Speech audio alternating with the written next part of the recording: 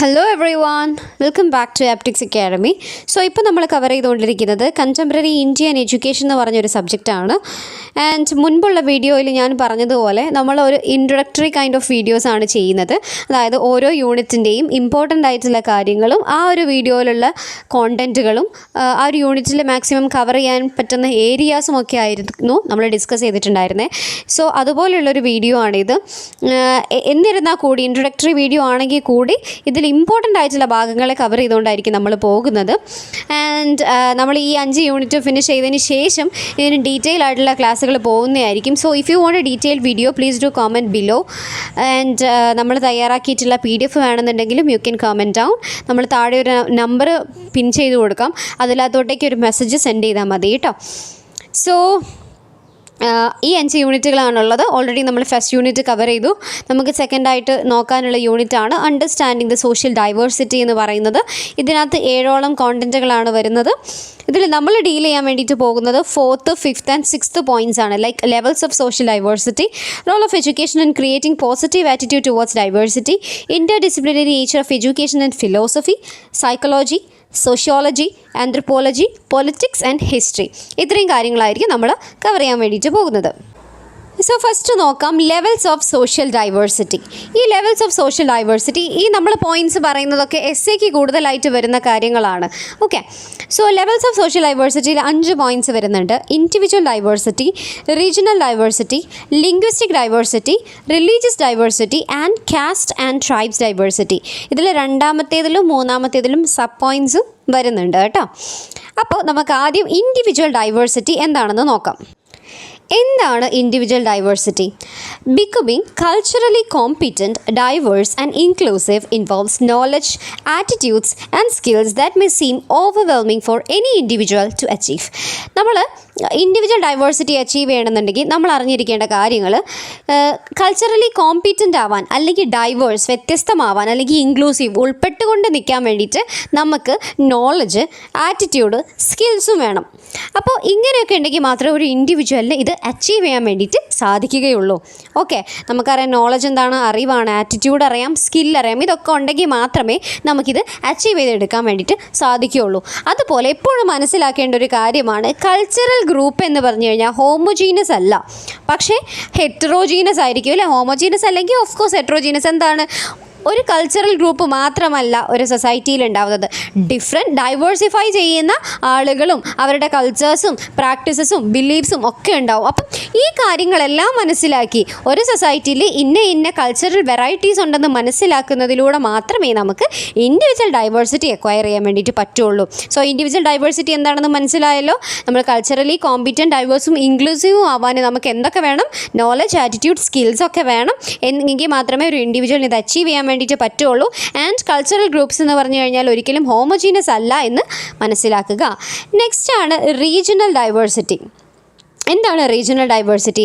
The word regional means any element that belongs to a particular region.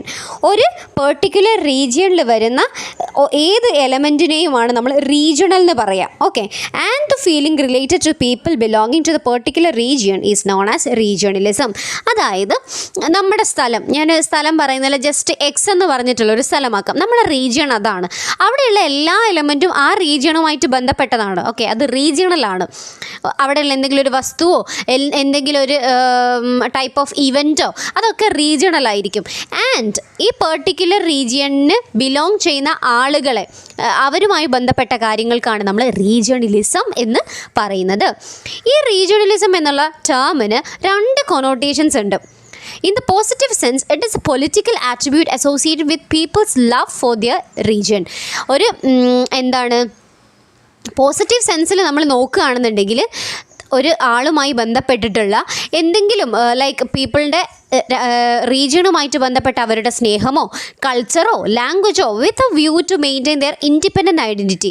ഒരു സ്വന്തം identity, ഒരാളുടെ independent ഐഡൻറ്റിറ്റീനെ maintain ചെയ്യാൻ വേണ്ടിയിട്ടുള്ള ഒരു കൾച്ചറോ ലാംഗ്വേജോ അല്ലെങ്കിൽ സ്വന്തം റീജിയനോടുള്ള ഒരു സ്നേഹമോ ആണ് ഒരു കൊണോട്ടേഷൻ എന്ന് പറയുന്നത് പോസിറ്റീവ് രീതിയിലുള്ള. ഇനി നെഗറ്റീവ് സെൻസിലാണെങ്കിൽ it implies excessive attachment to one's region in preference to the country or the state. മറ്റൊരു രീതിയിൽ നോക്കുകയാണെങ്കിൽ റീജിയണലിസം എങ്ങനെയാണ് എന്താണ് ഒരു നെഗറ്റീവ് കൊണോട്ടേഷൻ വരുന്നത്?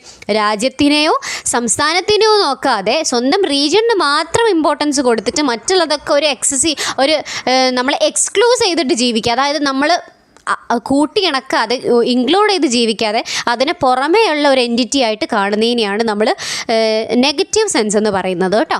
സോ 2 സെൻസുകൾ നമ്മൾ പറഞ്ഞു. ഇനി റീജിയണൽ ഡൈവേഴ്സിറ്റീനെ കുറച്ച് കോഴ്സസ് ആണ് പറഞ്ഞിരിക്കുന്നത്. ജസ്റ്റ് ഒന്ന് വായിച്ച് നോക്കാനുള്ളതേ ഉള്ളൂ. Geographical, historical, political, psychological, social, economic. So ഇതിൻ്റെയൊക്കെ സബ് ടോപ്പിക്സ് ആണ് ഈ വരുന്നത്. നിങ്ങൾക്ക് വേണമെന്നുണ്ടെങ്കിൽ റെഫർ ചെയ്തിട്ട് ജസ്റ്റ് അതിലുള്ള പോയിൻറ്റ്സ് മാത്രം ഒന്ന് എഴുതിയെടുക്കാൻ വേണ്ടിയിട്ട് പറ്റും. ഇനി അതിൻ്റെ സബ് പോയിൻ്റ് ആയിട്ട് വരുന്നതാണ് റീജിയണലിസത്തിനെ എലിമിനേറ്റ് ചെയ്യാൻ എന്താണ് എഡ്യൂക്കേഷൻ്റെ റോൾ എന്നുള്ളത്. ഒന്നാമത്തേതാണ് encouragement of travel and communication. ട്രാവലിനെയും കമ്മ്യൂണിക്കേഷനെയും എൻകറേജ് ചെയ്യുക. പ്രൊപ്പഗേറ്റിംഗ് നാഷണൽ ഹിസ്റ്ററി, നാഷണൽ ചരിത്രത്തിന് ഇമ്പോർട്ടൻസ് കൊടുക്കുക. എന്നാൽ റീജിയണിന് മാത്രം ഇമ്പോർട്ടൻസ് കൊടുക്കാതെ നേഷൻ്റെ ഹിസ്റ്ററിക്ക് ഇമ്പോർട്ടൻസ് കൊടുത്തുകൊണ്ട് കാര്യങ്ങൾ പറയുക.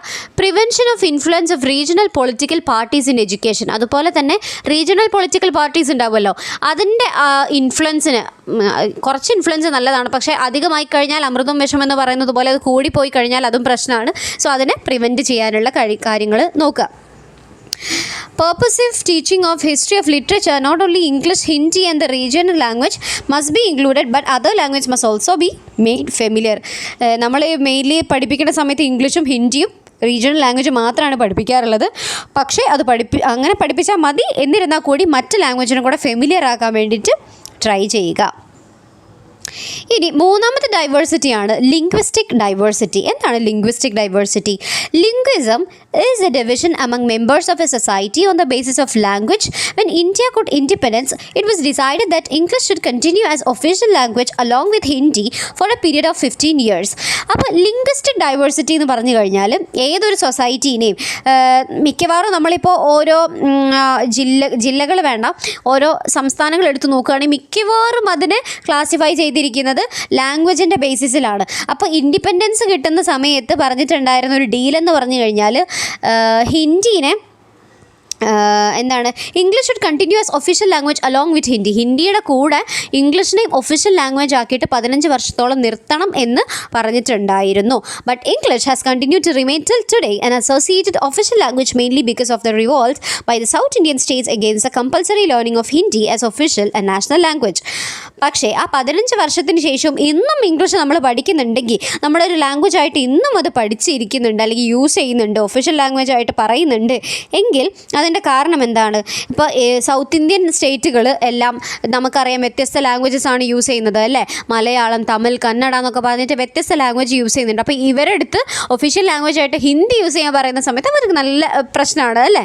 നമുക്ക് ഓഫ് കോഴ്സ് നമുക്കത് ഭയങ്കരമായിട്ട് ആക്സെപ്റ്റ് ചെയ്യാൻ കഴിയില്ല, പഠിച്ചെടുക്കാൻ പറ്റുന്നതേ ഉള്ളൂ. പക്ഷേ ഒരു പ്രത്യേക ലാംഗ്വേജിന് മാത്രം ഇമ്പോർട്ടൻസ് കൊടുക്കുമ്പോൾ പറ്റില്ല. അതുകൊണ്ടാണ് അവിടെ ഇംഗ്ലീഷും കൂടെ നിലനിൽക്കുന്നത്. ലിംഗ്വിസത്തിന് നേരത്തെ പറഞ്ഞതുപോലെയുള്ള കുറച്ച് കോഴ്സസ് കൊടുത്തിട്ടുണ്ട്, ജസ്റ്റ് ഒന്ന് നോട്ട് ചെയ്ത് വെക്കാം. ഇനി ലെവൽസ് ഓഫ് സോഷ്യൽ ഡൈവേഴ്സിറ്റിയിലെ ലാസ്റ്റ് 2 പോയിൻറ്റ്സ് ആണ് religious diversity and caste and tribes diversity. എന്താണ് religious diversity? India has no state religion.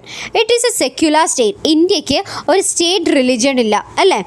No state religion, it is a secular state. India എപ്പോഴും ഒരു സെക്യുലർ രാജ്യമാണ്. India is land for almost all the major religions of the world are practiced. അപ്പോൾ ഇന്ത്യയിൽ almost ലോകത്തുള്ള എല്ലാ തരം എന്താണ് റിലിജനും ഇന്ത്യയിലുമുണ്ട്. നമുക്കറിയാം Muslim, Hindu, Christian, Jainism, Buddhism, Sikhism എന്നൊക്കെ പറഞ്ഞിട്ട് ഒരുപാട് കൈൻഡ് ഓഫ് റിലിജൻ, നമുക്കറിയാത്ത സോ ആൻഡ് സോ ഒരുപാട് റിലിജൻ ഉണ്ട്. അപ്പോൾ അതൊക്കെ ഇന്ത്യയിൽ പ്രാക്ടീസ് ചെയ്യുന്നുണ്ട്. Nevertheless, the religious diversity has been a major source of disunity and disharmony in the country. ഇത് ഡിസ്യൂണിറ്റി ഡിസാർമണിയും കൺട്രിയിൽ ഉണ്ടാക്കാനുള്ള കാരണമാക്കുന്നുണ്ട്. റിലീജിയസ് ഡൈവേഴ്സിറ്റി എന്ന് പറഞ്ഞു കഴിഞ്ഞാൽ നമുക്കറിയാം വ്യത്യസ്ത തരത്തിലുള്ള ആളുകളുണ്ടെങ്കിൽ ഇപ്പം നമുക്കറിയാം ചില രാജ്യങ്ങളൊക്കെ ചില രാജ്യങ്ങളിൽ മിക്കവാറും രാജ്യങ്ങളും ഒരൊറ്റ പെർട്ടിക്കുലർ മതത്തിനെ അടിസ്ഥാനമാക്കി ക്രിസ്ത്യാനിറ്റി മാത്രം ഫോളോ ചെയ്യുന്ന രാജ്യങ്ങളുണ്ടാവും, മുസ്ലിം ഇസ്ലാം മാത്രം ഫോളോ ചെയ്യുന്ന രാജ്യങ്ങളുണ്ടാവും. സോ നമുക്കറിയാം അപ്പോൾ ഇന്ത്യയിൽ എല്ലാം ഉണ്ട്. This is because in India religious affiliation appears to be over emphasised and many a time people seem to forget the national unity and express their loyalty more towards their own religion. പക്ഷേ പല സമയത്തും നമ്മൾ എത്ര national ആളാണെന്ന് പറഞ്ഞു കഴിഞ്ഞാലും എന്തെങ്കിലും നമ്മുടെ സമുദായത്തിന് വരുന്ന ഒരു പ്രശ്നം ഉണ്ടാകുന്ന സമയത്ത് എല്ലാവരും അതിലേക്ക് ഒതുങ്ങാനുള്ള ഒരു ചാൻസും കൂടെ വരുന്നുണ്ട്.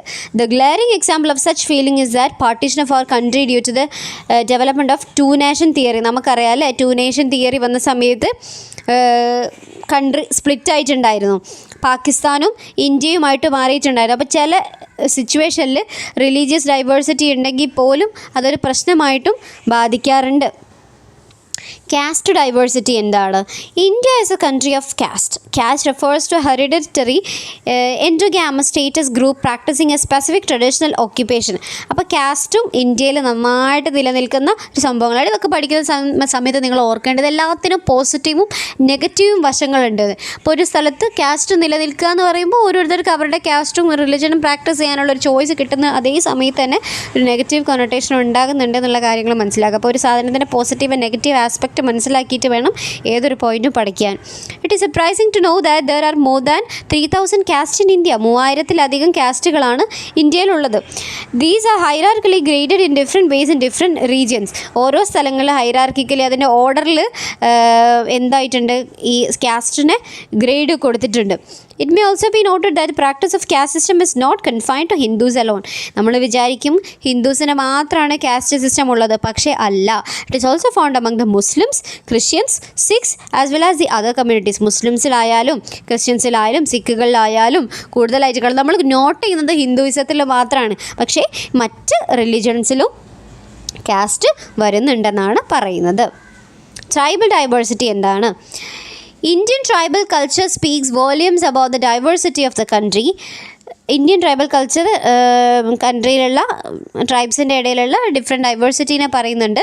Unity in diversity is one of the most peculiar features amongst the population of India. നമുക്കറിയാം നാനാത്വത്തിൽ ഏകത്വം എന്ന് പറഞ്ഞിട്ടുള്ളൊരു കോൺസെപ്റ്റാണ് നമ്മൾ ഫോളോ ചെയ്യുന്നത്.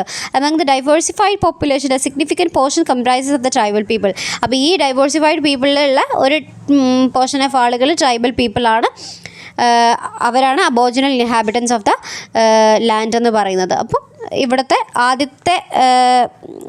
ആദ്യമായിട്ട് ഇവിടെ വസിച്ച ആളുകൾ അല്ലെങ്കിൽ ജീവിച്ച ആളുകൾ എന്ന് പറയുന്നത് ട്രൈബൽ പീപ്പിൾ ആണെന്നാണ് വിശ്വസിക്കുന്നത്.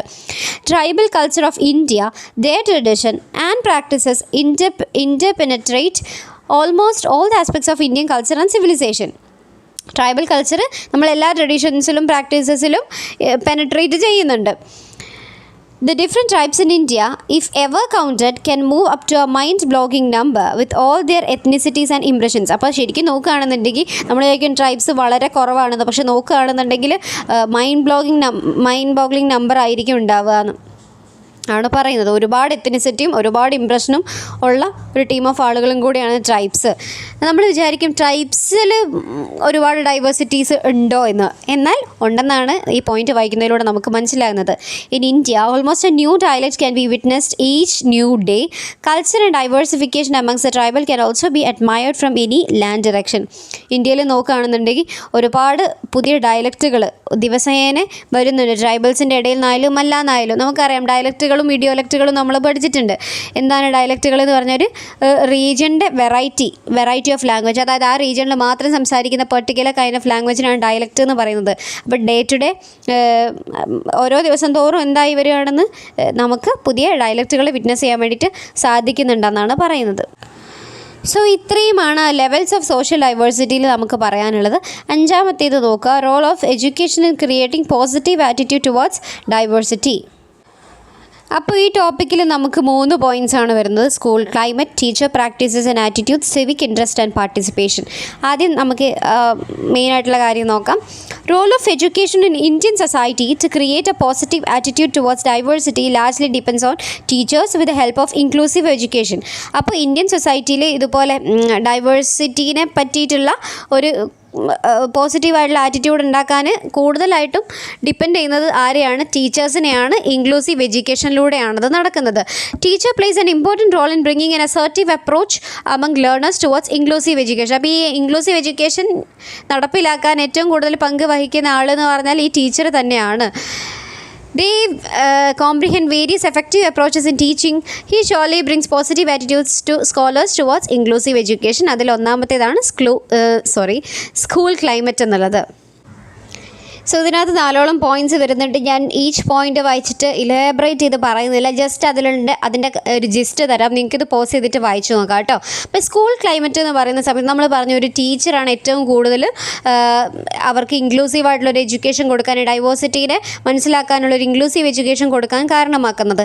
അതിൻ്റെ ഒന്നാമത്തെ പോയിൻ്റാണ് സ്കൂൾ ക്ലൈമറ്റ് എന്ന് പറയുന്ന സമയത്ത്. സ്കൂൾ ക്ലൈമറ്റ് എന്ന് പറയുമ്പോൾ സ്കൂളിൻ്റെ കാലാവസ്ഥ എന്ന് ഉദ്ദേശിക്കുന്നത് അവിടുത്തെ ശരിക്കത്തെ ക്ലൈമറ്റിനെ അല്ല, ഇവിടെ ഒരു കൊണോട്ടേറ്റീവ് മീനിങ് ആണ് ഇതിനുള്ളത്. കാരണം നമുക്കൊരു അറിയാം, ഒരു സ്കൂളിൽ ജാതി മത ഭേദമന്യായിരിക്കും കുട്ടികൾ പഠിക്കുന്നത് അല്ലേ. ഇപ്പോൾ ഏത് മാനേജ്മെൻറ്റിൻ്റെ കീഴിലുള്ള സ്കൂളുകളാണെന്നുണ്ടെങ്കിലും അവിടെ ഇപ്പോൾ മുസ്ലിം മാനേജ്മെൻറ്റോ ക്രിസ്ത്യൻ മാനേജ്മെൻറ്റോ ഇനിയിപ്പോൾ അല്ലാതെ മറ്റ് മാനേജ്മെൻറ്റുകളൊക്കെ ആണെങ്കിലും നമുക്കറിയാം അവിടെ എല്ലാ തരം കുട്ടികളും പഠിക്കുന്നുണ്ട്. അവിടെ കറുത്തവനോ വെളുത്തവനോ വലിയവനോ ചെറിയവനോ പണക്കാരനോ പാവപ്പെട്ടവനോ അല്ലെങ്കിൽ ജാതിയോ മതങ്ങളോ ഒന്നുമില്ല, ഏത് കുട്ടികൾക്കും പഠിക്കാൻ വേണ്ടിയിട്ട് പറ്റും. അപ്പോൾ ഇങ്ങനെയുള്ള സ്ഥലങ്ങളായതുകൊണ്ട് തന്നെ കുട്ടികൾക്ക് ഇമോഷണലി ആണെങ്കിലും അതുപോലെ തന്നെ അക്കാഡമിക്കലി ആണെന്നുണ്ടെങ്കിലും സോഷ്യലി ആണെങ്കിലും മറ്റു കുട്ടികളുമായിട്ടും ഇടപഴകാനും അവരുടെ കാര്യങ്ങൾ പഠിക്കാനും അവരുടെ കൾച്ചറിനെ റെസ്പെക്റ്റ് ചെയ്യാനും അവരുടെ റിലീജിയനെ മനസ്സിലാക്കാനും ഒക്കെ സാധിക്കുന്നുണ്ട്. അപ്പോൾ സ്കൂൾ ക്ലൈമറ്റ് എന്ന് പറഞ്ഞു കഴിഞ്ഞാൽ ഇത്രയേ ഉള്ളൂ. കുട്ടികളുടെ ഇമോഷണൽ അക്കാഡമിക് സോഷ്യൽ ഡെവലപ്മെൻറ്റിന് ഏറ്റവും കൂടുതൽ സഹായകരമാകുന്നത് ഇത്തരത്തിലുള്ള സ്കൂൾ ക്ലൈമറ്റ് കൊണ്ടാണ്. ഇൻക്ലൂസീവായിട്ടുള്ള എഡ്യൂക്കേഷൻ ഏറ്റവും കൂടുതൽ ലഭിക്കുന്നത് നമ്മൾ ഈ പാഠപുസ്തകത്തിൽ പഠിക്കുന്നതിനെക്കാട്ടിലും കൂടുതൽ സഹപാഠികളുടെ കൂടെ കാര്യങ്ങൾ മനസ്സിലാക്കി അവരുടെ റിലിജനും അവരുടെ കൾച്ചറും അവരുടെ ടൈപ്പ് ഓഫ് ലാംഗ്വേജിൽ തന്നെ ഉണ്ടാവില്ല വ്യത്യാസം. ഇപ്പം മുസ്ലിം സംസാരിക്കുന്ന രീതിയിലായിരിക്കില്ല ഹിന്ദു സംസാരിക്കുക, ആ രീതിയിലായിരിക്കില്ല ക്രിസ്ത്യൻ സംസാരിക്കുക, ചെറിയ ടോണിലും ആ കാര്യങ്ങളിലൊക്കെ വ്യത്യാസം ഉണ്ടാവും. അപ്പോൾ ഇതൊക്കെ മനസ്സിലാക്കി എല്ലാവരും റെസ്പെക്റ്റ് ചെയ്യാൻ വേണ്ടിയിട്ട് ഇത് സാധിക്കുന്നുണ്ട്. രണ്ടാമത്തേതാണ് ടീച്ചർ പ്രാക്ടീസസ് ആൻഡ് ആറ്റിറ്റ്യൂഡ്സ്. അപ്പോൾ ഇവിടെ പറയുന്നത് എന്താണ്, ഈ ടീച്ചർ പ്രാക്ടീസസ് ആൻഡ് ആറ്റിറ്റ്യൂഡ്സ് ആണ് ഒരു എഡ്യൂക്കേഷണൽ സിസ്റ്റത്തിൻ്റെ ആ ഒരു കോംപ്ലക്സ് ചെയിൻ ഇല്ലേ അതിനെ കണക്ട് ചെയ്യുന്ന ഒരു ഫൈനൽ ലിങ്ക് എന്ന് പറയുന്നത്. It is through the daily display of teacher practices and attitudes within the class room that the curricular and societal purposes expected from education take shape. അപ്പോൾ ഒരു societal purpose അല്ലെങ്കിൽ ഒരു expected സാധനമുണ്ട് എഡ്യൂക്കേഷനിൽ നിന്നും, അല്ല ഒരു പ്രതീക്ഷിക്കുന്ന ഒരു സംഭവമുണ്ട്, അത് അച്ചീവ് ചെയ്യുന്നത് ഈ ഒരു ടീച്ചർ പ്രാക്ടീസസ് ആൻഡ് ആറ്റിറ്റ്യൂഡ്സിലൂടെ ാണ്. ഇനി എന്താണ് ഇവിടെ എങ്ങനെയാണ് ടീച്ചർ പ്രാക്ടീസസ് നടക്കുന്നത് എന്നാണ് കേട്ടോ. ഇതെങ്ങനെയാണ് 3 ഇൻഡിപെൻഡൻറ്റ് ഡൊമൈൻസ് ആയിട്ടാണ് നടക്കുന്നത്. ഒന്നാമത്തെ എന്താണ്, the use of strategies to support the emotional development of students in the classroom. അപ്പോൾ ഈ ടീച്ചർ പ്രാക്ടീസസിലൂടെ എന്താണ് ഈ ഒരു യൂസ് ഓഫ് സ്ട്രാറ്റജീസിലൂടെ കുട്ടികളുടെ ഇമോഷണൽ ഡെവലപ്മെൻറ്റിന് ക്ലാസ് റൂമിൽ നിന്ന് കുട്ടികളുടെ ഇമോഷണൽ ഡെവലപ്മെൻറ്റിന് ഇത് കാരണമാക്കുന്നുണ്ട്. രണ്ടാമത്തേത് to make productive use of classroom time ചുമ്മാതെ അങ്ങ് നീങ്ങിപ്പോതെ വെറും ക്ലീഷേ ടൈപ്പ് ഓഫ് സാധനം അല്ലാതെ ഇത്തരത്തിലുള്ള ആറ്റിറ്റ്യൂഡിലൂടെ അല്ലെങ്കിൽ ഇത്തരത്തിലുള്ള പ്രാക്ടീസസിലൂടെ എന്താ സംഭവിക്കുന്നതെന്ന് വെച്ച് കഴിഞ്ഞാൽ പ്രൊഡക്റ്റീവായിട്ടുള്ള ഒരു ക്ലാസ് ടൈം ആയിരിക്കും ഉണ്ടാകുന്നത്. അടുത്തത് എന്താണ്, the use of teaching strategies of instructional support to assist students to reach deeper levels of both understanding and metacognition. വെറുതെ എന്തെങ്കിലും പഠിച്ചു പോകുക എന്നതിന് പുറമെ അണ്ടർസ്റ്റാൻഡിങ്ങും അതേ സമയത്ത് മെറ്റാകോഗ്നീഷനും. മെറ്റാകോഗ്നീഷൻ എന്ന് പറഞ്ഞാൽ എന്താണ്, നമ്മൾ എന്താണോ ചിന്തിക്കുന്നത് അതിനെപ്പറ്റി ചിന്തിക്കുക. അതായത് നമ്മൾ പഠിക്കുന്ന കാര്യങ്ങളുടെ പുറമെ നമ്മളുടെ ചിന്തകളെപ്പറ്റി ചിന്തിക്കാനുള്ള ആ ഒരു കഴിവിനും കൂടെ നമുക്ക് ഇതിലൂടെ കിട്ടുന്നതാണ്. അടുത്തതാണ് സിവിക് ഇൻട്രസ്റ്റ് ആൻഡ് പാർട്ടിസിപ്പേഷൻ. ഇതിനൊന്നും ഞാൻ ഒരു ഹൈപ്പ് കൊടുക്കാത്തത് നിങ്ങൾക്ക് വായിച്ച് മനസ്സിലാക്കാൻ പറ്റുന്നത് അതുകൊണ്ടാണ്. ബട്ട് സ്റ്റിൽ കോൺസെപ്റ്റുകൾ ഞാൻ ക്ലിയർ ആയിട്ട് പറയുന്നുണ്ട് കേട്ടോ. അടുത്തതാണ് സിവിക് ഇൻട്രസ്റ്റ് ആൻഡ് പാർട്ടിസിപ്പേഷൻ. ഇവിടെ എന്താണെന്ന് പറയുന്നത് വെച്ച് കഴിഞ്ഞാൽ നമുക്കറിയാം അഡോളസൻസ് എന്ന് പറയുന്നത് ഒരു ക്രൂഷ്യൽ ഏജാണ്. എന്ത് കാര്യം എടുത്ത് നോക്കിക്കഴിഞ്ഞാലും ഒരു കുട്ടിയെ സംബന്ധിച്ചിടത്തോളം അവരുടെ എല്ലാ ടൈപ്പ് ഓഫ് സംഭവങ്ങളും ഉണ്ടാകുന്നത് ഈ ഒരു അഡോളസൻസ് പീരിയഡിലാണ് അല്ലേ. അപ്പോൾ ഈ ടൈം തന്നെയാണ് ഒരു ഡെമോക്രാറ്റിക് വാല്യൂസും കുട്ടികളിൽ ഉണ്ടാവാൻ അതിൻ്റെ ഒരു ഡെവലപ്മെൻറ്റിനും കാരണമാകുന്ന സമയം എന്ന് പറയുന്നത്, ഇൻക്ലൂഡിങ് ടോളറൻസ്. ഈ ടോളറൻസ് എന്ന് പറഞ്ഞ സംഭവം ഏറ്റവും കൂടുതൽ ഉണ്ടാകുന്നത് ഈ ഒരു സമയത്താണ്. ഇത് ഒരു ഡെമോക്രസിക്ക് അല്ലെങ്കിൽ ഒരു ഡൈവേഴ്സ് സൊസൈറ്റിയിൽ ഗ്ലോബലൈസ്ഡ് സൊസൈറ്റിക്ക് ഭയങ്കരമായിട്ട് ഇമ്പോർട്ടൻ്റ് ആയിട്ടുള്ളൊരു സംഭവമാണ്. ഇതേപോലെ തന്നെ സിവിക് ആറ്റിറ്റ്യൂഡ് അല്ലെങ്കിൽ ബിഹേവിയർ ഉണ്ടാവുക എന്ന് പറയുന്നത് എങ്ങനെയൊക്കെയാണ്, 2 രീതികളുണ്ടാവാം. ഒന്നാമത്തേതെന്ന് പറഞ്ഞു കഴിഞ്ഞാൽ civic participation in the wider community and student civic participation in school. Politics വിഷയങ്ങളിൽ സ്കൂളിനകത്തും പുറത്തും പാർട്ടിസിപ്പേറ്റ് ചെയ്യുക എന്നുള്ളതൊരു സംഭവം ഉണ്ടാവുന്നത് ഈ അഡോളസൻസ് പീരിയഡിലാണ്. രണ്ടാമത്തേത് regarding the variables of civic interest, it includes student interest in politics and social issues, student discussion of political and social issues outside its school, student support for democratic values and student attitudes towards their country. ഇതൊന്നുമില്ല, ഇങ്ങനെ ഇത്രയേ ഉള്ളൂ. നമുക്കറിയാം ഈ നമ്മൾ ഈ school ഒന്നൊരു 10th +1 +2 ആ ഒരു ടൈമിലേക്കൊക്കെ എത്തുമ്പോഴാണ്, +1 +2 ഡിഗ്രി ആ ഒരു ടൈമിലേക്ക് എത്തുമ്പോഴല്ലേ ഒന്നും കൂടെ കുട്ടികൾ പൊളിറ്റിക്സിനകത്തോട്ട് വരിക. നിങ്ങൾ കണ്ടിട്ടില്ല, പല പാർട്ടിയിലേക്കും കുട്ടികൾ വരിക, എന്താണെന്ന് പോലും ചിലപ്പോൾ അറിഞ്ഞുകൂടാ, എന്നാലും അതിലേക്ക് വരിക. എന്തെങ്കിലും ഒരാളുടെ പ്രശ്നം വന്നു കഴിഞ്ഞാൽ അത് മൊത്തത്തിലാക്കി എടുത്തിട്ട് എല്ലാവരും പ്രശ്നമാക്കി മാറ്റി അതിൽ ഇടപെടുക. ഇപ്പം ചിലപ്പം ക്ലാസ്സിൽ പോലും കയറാത്ത കുട്ടികളായിരിക്കും, അവരെന്ത് ചെയ്യും, എന്തെങ്കിലും ഒരു സോഷ്യൽ ഇഷ്യൂ വന്നു കഴിഞ്ഞാൽ അത് നേരിടാൻ ഈ അവിടെ കുത്തിരുന്ന് പഠിക്കുന്ന കുട്ടികൾ, പഠിപ്പിസ്റ്റ് എന്ന് പറഞ്ഞ് നടക്കുന്ന കുട്ടികൾ ചിലപ്പോൾ അതിലൊന്നും ഇടപെടാറുണ്ടാവില്ല. അവിടെ ഇടപെടുന്നത് ഇതുപോലെ പുറത്ത് നടക്കുന്ന കുട്ടികളായിരിക്കും. സോ ഇതാണ് സിവിക് ഇൻട്രസ്റ്റ് ആൻഡ് പാർട്ടിസിപ്പേഷൻ എന്ന് പറയുന്നത്. അപ്പോൾ ഈ ഒരു അഡോളസൻസ് പീരിയഡിലാണ് കുട്ടികൾക്ക് ഇങ്ങനെയുള്ള സ്കില്ലുകളൊക്കെ ഉണ്ടാകുന്നത്. അപ്പോൾ ഇതാണ് ഇവിടെ പറയുന്ന പോയിന്റ്.